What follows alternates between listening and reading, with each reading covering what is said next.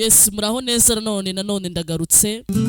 Uyu munsi nkubwira ko ngiye gukorera icyegeranyo cy'ibintu byagufasha kwiyakira mu gihe wakatiwe cyangwa mu gihe utarakira uko umuntu mwatandukanye waramukundaga cyangwa se waragambaniwe n'umuntu, mbese nyine uri umuntu nyine ufite depression y'ibintu runaka bitandukanye.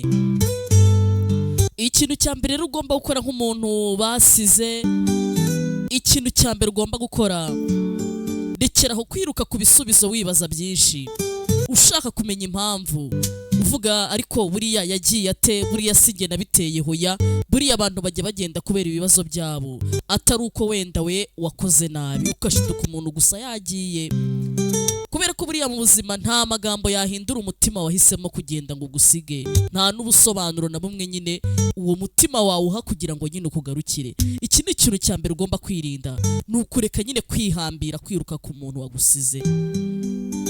Ikindi kintu cya kabiri rero, iyemerere kubabara, wihatire umutima nyine ububwire ngo nyine wanga kurira, wanga kubabara, iyemerere ubabare.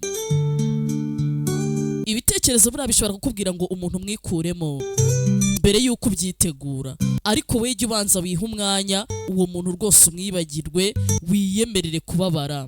Ibyo rwose nta kintu biba bitwaye.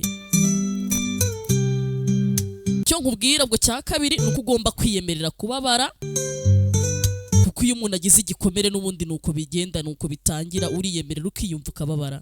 Ikindi kintu cya gatatu, wikirenganya ngo nari igicucu, ngo nari umunyantege nke, uvuga ngo naramukundaga cyangwa se abantu nyine nabagiriye neza nge bangirira nabi. Ibyo nibyo rwose, wari umuntu mwiza warabizeraga, ariko ibyo ntago bikugira ikigoryi, ahubwo bikugira nyine umuntu ufite ubumuntu. Ikintu cya gatatu ugomba kwirinda ni ukwirenganya, uvuga ati nihe ntakoze neza. Ibyo bintu ugomba kubireka. Ikindi kintu cya kane ugomba kwirinda rero, kuba umuntu yarahisemo kukuvira mu buzima ntago biba bivuze ko nta gaciro ufite. Abantu benshi bagenda bidafite impamvu zifite aho zihuriye nawe, ntago biba bivuze ko ari uko umuntu adahagije. Urukundo buriya rushobora kurangira atari we nyirabayazana, ahubwo biterwa n'ukuntu hari ukuntu umuntu ataba ashoboye guhangana n'ukuri kwe muri we. Ntago igihe cyose umuntu agenda ari uko nyine ngo usigare, ntago ari ngombwa ngo usigare uvuga nta gaciro nari mfite, ntago ibyo ntago ari byiza. Nanone ikindi kintu cya gatanu, nanone ibuka uburyo wabaga uri uhora umufasha, umugirira neza, umubwiza ukuri, wamuhaye urukundo ukamuha n'igihe wari ufite cyose. Ibyo ngibyo bifite icyo bivuze, ntukabyibagirwe. Ntukibagirwe uburyo umuntu wamubereye mwiza. Ibyo nanone nabyo bigufasha kwiyakira, bigatuma utakomeza kwishinja bya bintu. Ikindi kintu cya gatandatu nakubwira, ongera ushyire ibintu ku murongo.